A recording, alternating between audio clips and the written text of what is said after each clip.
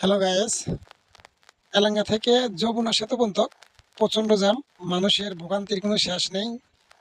এ পরিমাণের জ্যাম, ঢাকাগামী যে রাস্তাটা আছে সেগুলো আপনার বন্ধ করে দিয়ে, ঢাকাগামী যে রাস্তা আপনার গাড়ি যায় সেই রাস্তা বন্ধ করে দিয়ে শুধু উত্তরবঙ্গে গামী যে রাস্তাটা, আপনার দুইটা রাস্তা দিয়েই মনে করেন যে আপনার গাড়ি চলাচল। তারপরেও এরকম জ্যাম যে সেতুর উপরে প্রায় আমরা 3 ঘন্টা পর্যন্ত ছিলাম। ইয়ালেঙ্গা বাজার পার হয়ে ওখানে ছিলাম প্রায় 6 থেকে 7 ঘন্টা। এক জায়গাটায় একটা গাড়ি ছিল। মানুষ একটু সুখের জন্য ফ্যামিলি নিয়ে ঈদ করার জন্য মানুষের এত কষ্ট, শুধু একটু ফ্যামিলির সাথে ঈদ করার জন্য মানুষ এত কষ্ট করে বাড়ি যায়। আসলে আমরা সবাইকে আল্লাহ তালা বিপদ থেকে মুক্ত করে সবাই সহি সালামতে মানুষকে যার যার বাড়িতে পৌঁছে দিক। আল্লাহ তালার কাছে আমরা এটাই আশা করি।